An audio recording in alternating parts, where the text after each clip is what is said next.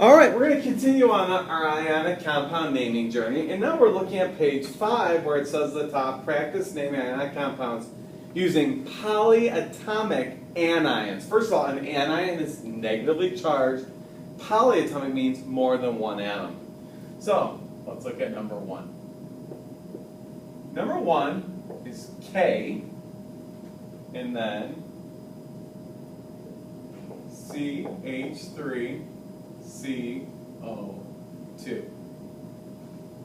Okay.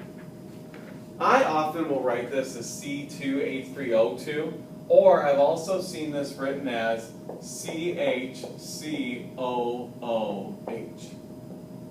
It would be CH2COOH.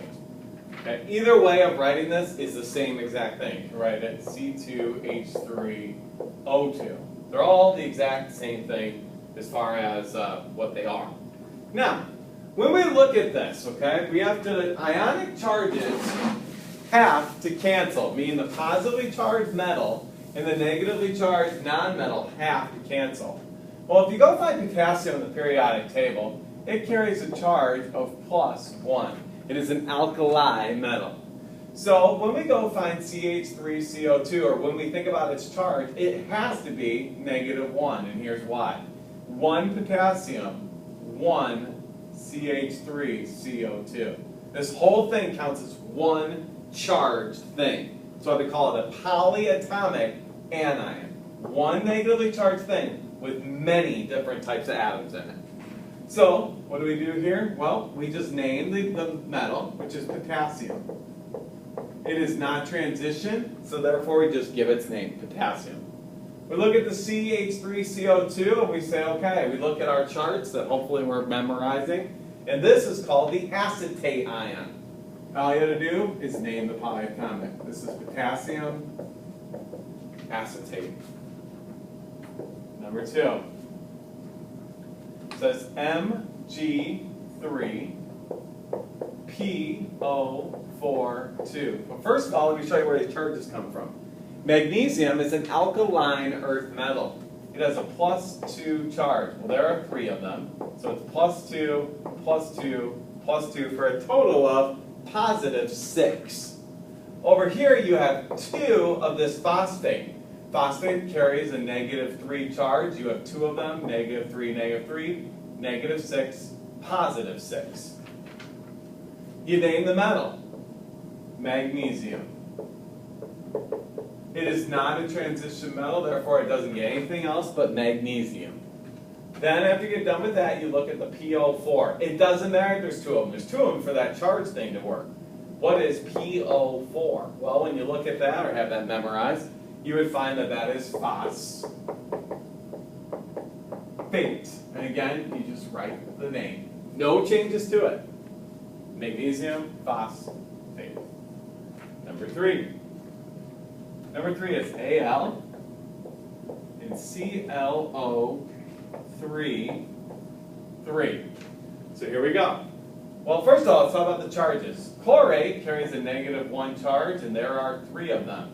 The parentheses is important here, okay? The parentheses is important because if you didn't have the parentheses there,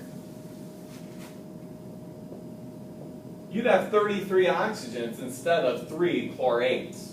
So you need that parenthesis right there. That's -1, -1, -1. That's a total of -3. Aluminum carries a +3 charge. +3, -3, you're good. You name the metal. It is aluminum. It is not a transition metal, therefore it doesn't need anything else. Then you go look at what ClO3 is, and that is chlorate.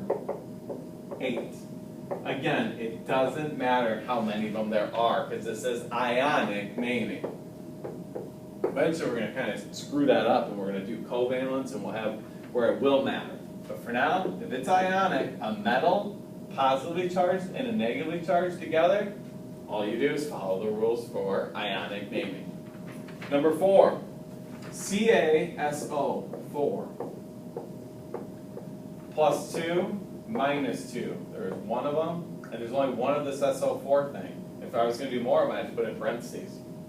So, Ca is calcium. It is not a transition metal. I say that for a reason, because on the next film you'll see. SO4 is sulfate, calcium sulfate. And the last one, number 5, NaNO3. Sodium has a +1 charge. Nitrate has a -1 charge. This is sodium.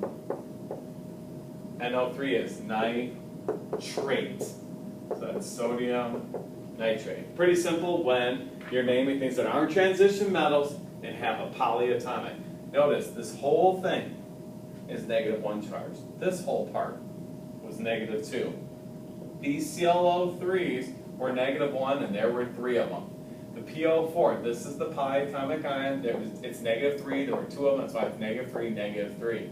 And this last one, acetate, there was 1 of them, -1. These are called polyatomic anions. Many parts, multiple parts, with 1 charge.